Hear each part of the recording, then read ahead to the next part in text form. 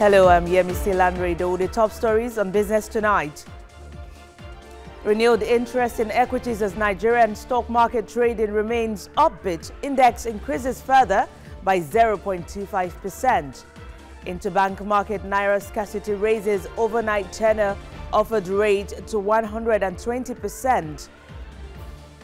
In this regard, the medium-term budget policy statement is an important opportunity to reflect on the country's finances and economic outlook.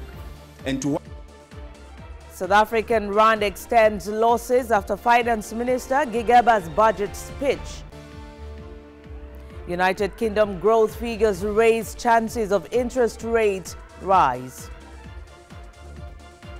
And that's what's coming up right here on Business Tonight.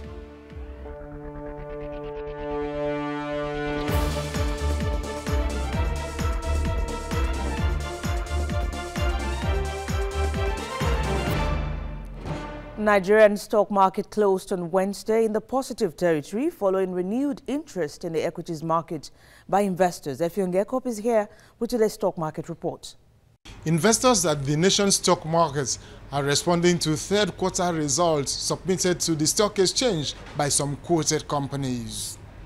On Wednesday, many investors looked to the windows of companies like Fitson Pharmaceuticals, C&I Lacing, Honeywell Flour Mills, and Nascan, staking heavily on them. We saw more of the gainers today because of the result that came to the market, Fitson, NEM, Len Africa, and these numbers were very impressive. And of course, the market will react to this good number. That's why we're seeing more of the gainers today. And I can just currently say that it's like the bulls have come to take over the markets. The all-share index of the market closed positively. The mood of the market was quiet as investors weighed options for gains. Companies that left the trading floor with heavy losses were Qtix, the maker of electric cables, University Press, Foot Oil, Jayes Bank, Mansard Insurance, and Livestock Feeds. Stockbrokers told TVC News that they expect portfolio repositioning in the month of November. Effiong Ekop, TVC News, the Stock Exchange. Well, stockbroker Charles Fakrogha joins me. Was that in that report? Many thanks for your time, Mr. Fakrogha. Yeah, thank you, Yemisi, for having me. Yes, it's a good one that the third quarter report is having a positive impact on the Nigerian stock market this week. How much of impact has it had? Tell us more about it. Yes, thank you very much for that question. We all know that the market is being driven by information. So when any reports from some of these companies hit the market this week, to yesterday and today, the market reacted positively. Like we saw the price of Fitson gaining maximum today. So once the information is positive, of course, the market is going to react positively. So that's what we have seen today. There has been a huge impact of the third quarter earnings report from this company in the market. All right, share with us a bit some of all other equities that had good third quarter reports aside from Fitson you talked about. Yes, we also have the likes of Len Africa and NEM. Their reports got to the market today, and we saw the market reacting positively to those two stocks. We saw Len Africa closing on bid. That is, more investors are looking for the shares of Len Africa, but they cannot get them. The same also applies to NEM, the insurance company. So once the reports come and the reports are favorable, obviously investors want to position themselves to get the benefits of these returns from these companies. All right, Charles, let's talk about the non-oil sector. Before we go into the oil sector, I know that from analysis of the price movement chart, we see Seplat leading the gainers table. But from the non-oil sector, looking at where the economy is tilting towards now, diversification, was there any form of good reports from those sectors, the manufacturing sectors? Okay, yes. These companies definitely are going to release their results. And once the results hit the market, if the performance is okay, the numbers are good, of course, we are going to see the market reacting. However, For the non-oil sector, I mean, we've seen the insurance sector, we've seen the pharmaceutical sector, we've also seen other sectors like the consumer goods sector, okay, like NASCOM, that their report also came during the week to the market. It shows that, yes, the government diversification arena, the government diversification program is yielding some results. But it's too early to begin to say this is the impact of the government diversification program. However, we should just be patient with the government and begin to see the returns will come out as the result of this company hits the market. All right, let's talk about the oil sector now. We see Seplat leading the gainers table, and conversely, we'll see that same oil companies, Fort Oil and Mobil, also on leading on the losers chart. What's happening? Yes, you know, Seplat has also released their results, and the result was positive. We see investors reacting to it. Now, those other companies that are in the loser state, it does not mean that things are bad for them. The frequent buying and selling of equity can result to price increase or price coming down. So, seeing Mobil and Fort Oil in the losers chart only explain that there are more sellers in those equities compared to buyers. That is why we are seeing them in that in the losers table. All right, so it's most likely, let's be positive here, that the market is going to close on a positive note in comparison with last week where we had some form of depression over the Oando issue. Hello, didn't get your question. I said, so it's most positively that we're going to have a positive closing this week with this result we are getting so far. Yes, we will experience more of these companies coming to the market with their results. And like I said, once the result is positive, the numbers are fine, the numbers are okay. Of course, investors are going to react positively to those numbers. All right, stockbroker Charles Fakrogha, thank you for your time on Business Tonight. Thank you for having me. And global markets were down Wednesday as investors applied the brakes to stock picks in various markets. In Europe, the London FTSE 100 index closed in red as major companies cut down expansion programs. International investors pointed to unclear direction and movement of businesses across Europe. In Paris, the France CAC 40 index dipped lower on the back of profit-taking from blue-chip firms. Gas companies were worse hit by low prices. In the U.S., the Dow Jones Average Index stays weak as investors were bargain hunting for cheap stocks. And finally, we'll check out the Asian market where Nikkei 225 index in Japan closed in the red as technology securities dropped across the board. Now, the scarcity of Naira, the interbank market, has increased the overnight tenor of the Nigerian interbank offered rate to 120%. The lending rate hit 148% earlier this week as news of a federal high court expert order instructing all banks to forfeit all monies held in accounts without bank verification numbers filtered into the market.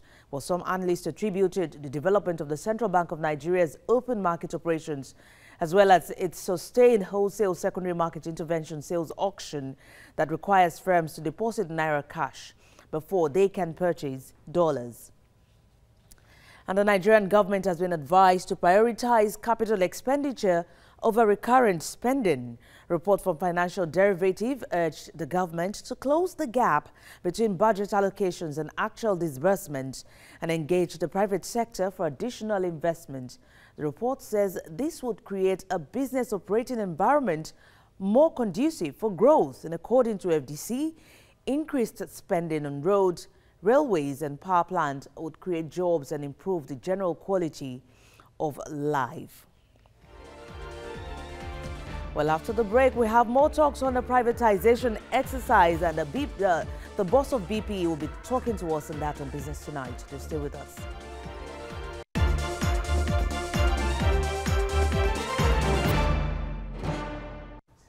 This is Business Tonight. On Tuesday, 17 private firms bidded for the Nigerian Mining Corporation subsidiaries, as well as consultancy monitoring of the power sector's post-privatization. Now, the Director General of the BPE, Alex Oko, has been speaking to Business Tonight on the power sector's privatization, which has been largely criticized for not yielding expected results.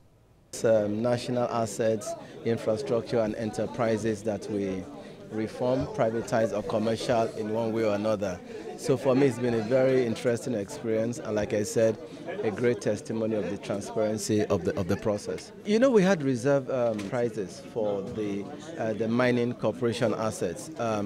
Initially the first round didn't satisfy most of the reserve prices, but by the time that those prices were revised by the bidders, what we got essentially, went above the reserve prices, and we are quite happy.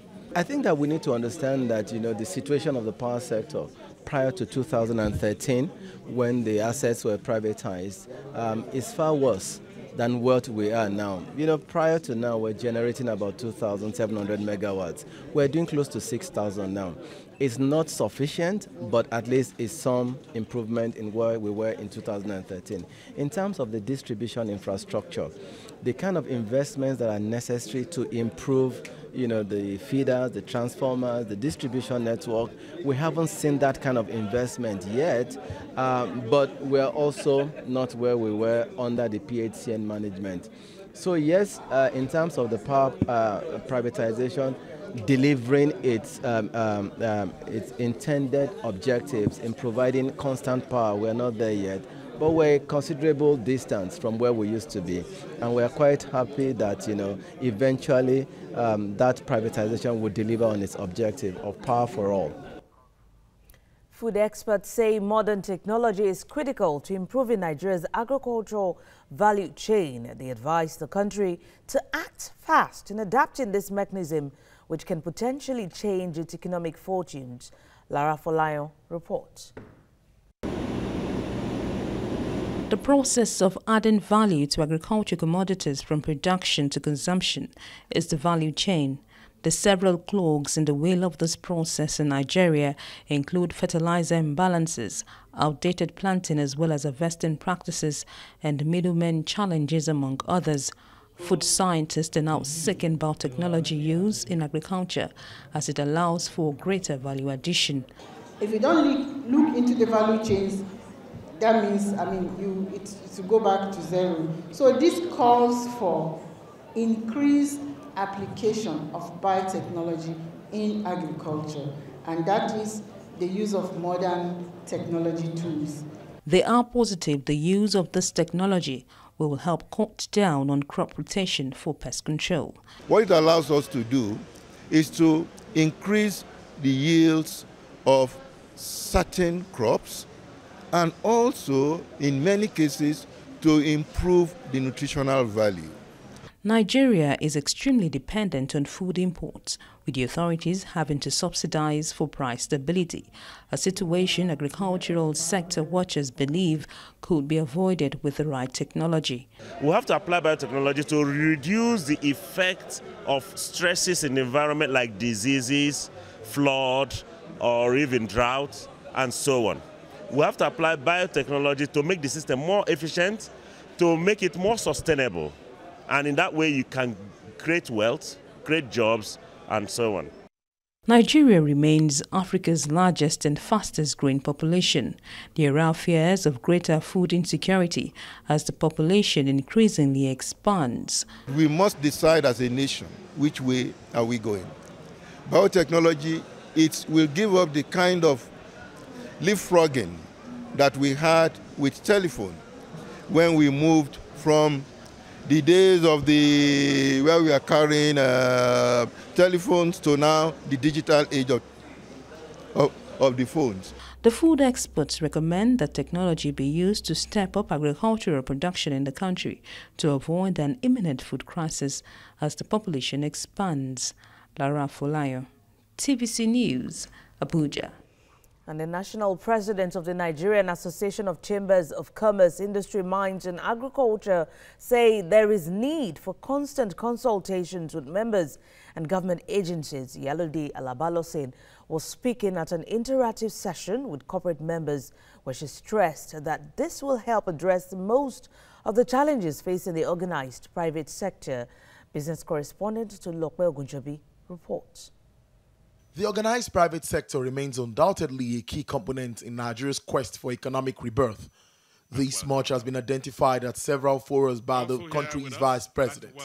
Private sector is clearly a bigger contributor to the economy, and it follows that the private sector must be enabled and encouraged to play its decisive role if our development efforts are to succeed. Which is why Nigerian Association of Chambers of Commerce, Mines and Agriculture should be a driver of any growth strategy. It is against this backdrop that NASIMA put this gathering together to identify issues of priority that can help improve the economy. We should keep repairing while the engine is running. It has touched my heart greatly that we must wake up from our slumber and make efforts how to move our economy forward, especially now that we have moved gradually out of the recession. So we need to work together as a team, PPP, public-private partnership. But they're asking us, what do we need?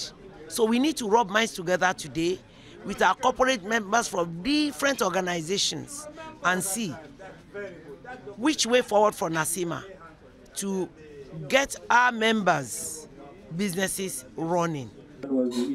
For years, NASIMA has made the argument, which government is pushing now, that what the country needs now is a healthy business environment which supports growth of private businesses. It is an argument that local business entrepreneurs say needs repeating. How can somebody send goods from Lagos to Onitsha? Along the road, the driver meets about 40 road blocks. Now it's expensive, time is being wasted, and the quality of the products too. So these are issues that when we come together, we can address, we can put them before the government. If the government really want to holistically and sincerely want to address the issue of MSME development, they should now look at two ways. One is to consider that sector an emergency sector from today. Number two, to look at it, not bring in any intervention. The government should target the MSME, should not be a formal one.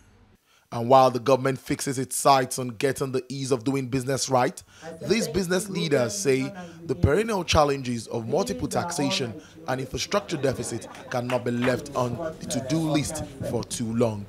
Tolulope Ogunjobi, TVC News, Lagos. And the South African rand extended its losses Wednesday as markets digested Finance Minister Malusi Gigaba's maiden medium-term budget. Growth outcomes vary across the region, but there are many opportunities.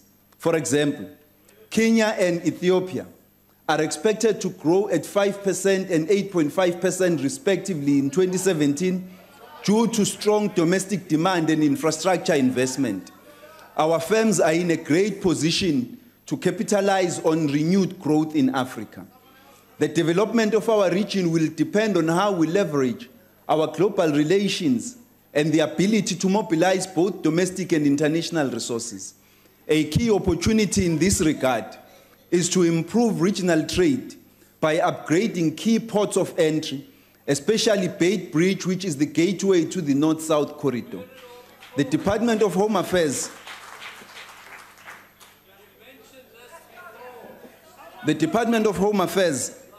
is working on revamping this and other ports of entry through public-private partnerships, which will improve the movement of travelers and trade facilitation. Regional development requires capacity building in areas of capital markets, tax collection, combating illicit financial flows, budgeting, infrastructure financing and development, and many others.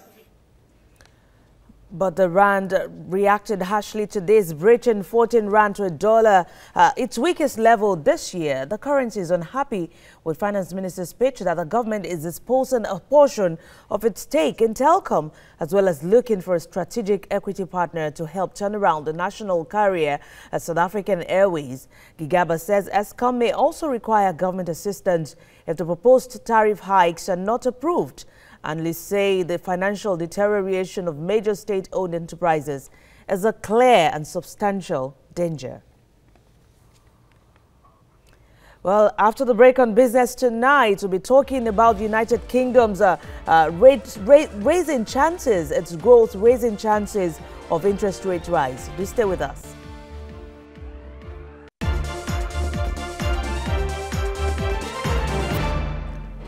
The United Kingdom's economy grew more than expected in the 3 months up to September.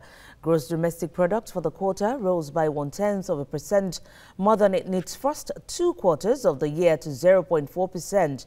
The service sector contributed hugely to growth in the third quarter, and these growth figures have increased chances of interest rates rise for next month. Analysts say these figures will support argument by interest rate hawks on the Bank of England's Monetary Policy Committee. Well, foreigners may no longer be able to buy houses in New Zealand. The country plans to ban especially non-residents from purchasing existing homes in an effort to cool soaring property prices. Low interest rates, limited housing stock and immigration have driven up prices in recent years. A housing affordability crisis has left home ownership out of reach for many. But new home sales in the United States soared almost 19% last month, hitting its highest level in 10 years. Hurricanes Harvey and Irma weighed on home building, hurting sales of previously owned homes in the South. But with sales surging in September, it will take 5 months to clear the supply of houses on the market, down from half a year in August. New single-family home sales around the country increases hope that the housing market will improve after sluggish growth in recent months. Airline Boeing has raised its profit forecast for this year despite a charge of $329 million over the KC-46 aerial refueling tanker. The aircraft is in the late stages of testing and certification, a process that has been more costly than was originally thought. Boeing has delivered more than 200 commercial aircraft in the quarter, contributing to a 1.7% rise in sales. The aircraft manufacturer expects to earn $12.5 billion this year, a $250 million increase from its last forecast. And crude oil prices rise Wednesday as investors await inventory data report. At the London market, the Brent crude trades at $58 a barrel, and for the OPEC basket, Brent price steadies at $55 a barrel. Analysts say oil market is responding primarily to price-supportive news and expectations that oil majors may present a bumper profit report.